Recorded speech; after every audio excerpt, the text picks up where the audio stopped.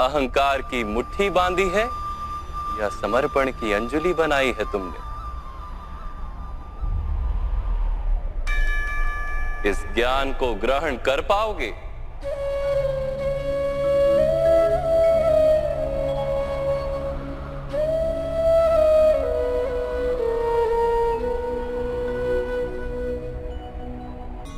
चौबीस वस्तुओं से बने मनुष्य नामक यंत्र में वास करता है पुरुष, अर्थात परमात्मा का अंश। उसे आत्मा कहा गया है। जब प्रकृति और पुरुष का मेल होता है, अर्थात जब परमात्मा का अंश आत्मा बनकर देह में वास करता है, तब मनुष्य जीवित होता है। मनुष्य जैसे रथ का उपयोग करता है, वैसे ही आत्मा शरीर नाम के इस यंत्र का उपयोग करती है। शरीर के माध्यम से शरीर के सुख दुख का उपभोग करती है, किंतु आत्मा शरीर नहीं पार्थ। शरीर का नाश किया जा सकता है, किंतु आत्मा का नाश नहीं किया जा सकता। नैनं छिन्दन्ति शस्त्राणि नैनं दहति पावका न चैनं क्लेदयन्त्यापो न शोष्यति मारुता। आत्मा ना शस्त्रों से छेदी जा सकती और ना ही अग्नि से जलाई जा सकती। न जल उसे निर्बल कर सकता है और ना ही पवन उसे सुखा सकती। आत्मा शरीर में रहते हुए भी अमर।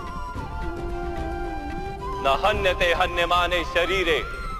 पार्थ, शरीर की हत्या की जा सकती है, किंतु आत्मा की हत्या नहीं की जा सकती।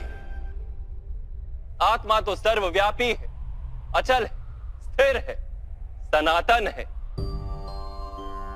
पुराना वस्त्र त्याग कर जैसे मनुष्य नया वस्त्र धारण करता है, वैसे ही आत्मा पुराना शरीर छोड़कर बार बार नया शरीर धारण करती है। परंतु माधव, मैं तो जगत का अनुभव अपने शरीर के माध्यम से ही करता हूं। स्वयं को देह न जानकर मैं आत्मा कैसे जान सकता हूं? स्वयं को आत्मा के रूप में जानना असंभव भी नहीं पार्थ। अंध भी जीते हैं, गूंगे भी जीते हैं, जिनके पास हाथ पैर नहीं होते वो भी जीते हैं। स्पष्ट कि शरीर मनुष्य नहीं, जिसकी चेतना चली जाती है, जिसे मूर्छा आ जाती है, वो भी जीवित रहता है। इसलिए स्पष्ट है कि मनुष्य का चेतन तत्व वो भी शरीर नहीं। इसी प्रकार जो व्यक्ति अपने भीतर खोज करता है, मैं इंद्रियां नहीं, शरीर नहीं, भावनाएं नहीं, विचार नहीं, ज्ञान भी मैं नहीं, जो ये समझता जाता है, वो अंत में स्वयं को आत्मा के रूप में जान ही लेता है।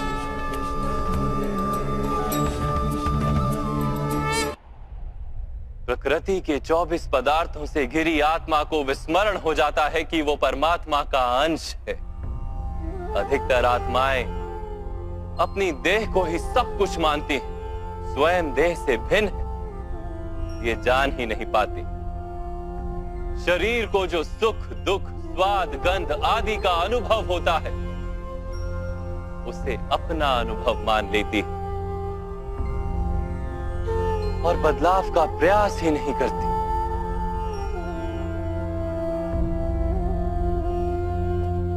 जो आत्माएं बदलाव का प्रयत्न नहीं करती,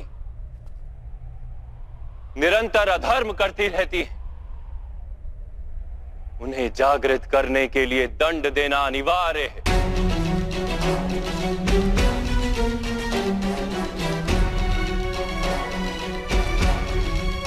तुम भी ये जान लो पार्थ कि तुम शरीर नहीं, केवल एक आत्मा हो।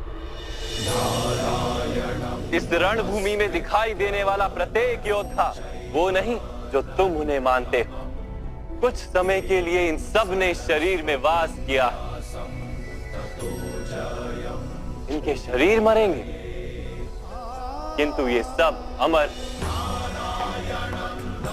वो पुनः नया शरीर धारण करेंगे। जब तक स्वयं को शुद्धात्मा के रूप में जान नहीं लेंगे, जब तक अधर्म का त्याग करके धर्म में दृढ़ नहीं होंगे, तब तक ये जन्म लेते और मरते रहेंगे। जो जन्मा है वो अवश्य मरेगा, और जो मरता है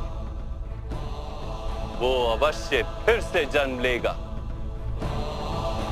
इस महाज्ञान को सांख्य योग कहते हैं।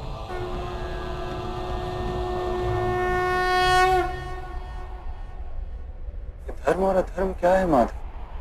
जिस मार्ग पर चलकर मनुष्य स्वयं को आत्मा के रूप में देखता है, परमात्मा के अंश के रूप में स्वयं को जानता है, उस मार्ग को धर्म कहते हैं।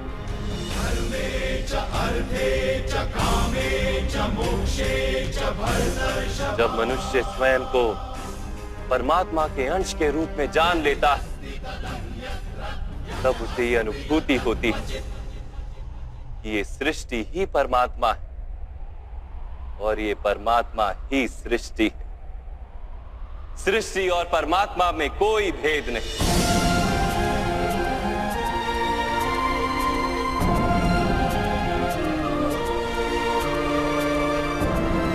जो मनुष्य ये जान लेता है, वो दूसरे मनुष्यों और प्राणियों की ओर निर्दयी और कठोर नहीं होता। वो ये जानता है कि जीव कटने से पीड़ा केवल जीव को नहीं होती, उसकी अनुभूति समग्र शरीर को होती है। वैसे एक मनुष्य को पीड़ा होती है तो समग्र संसार उस पीड़ा का अनुभव करता है। जब तक संसार में एक मनुष्य भी पीड़ित है, तब तक वास्तव में किसी का भी सुख संपूर्ण नहीं। कि जानने पर मनुष्य का मन करुणा से भर जाए, उसे धर्म कहते हैं।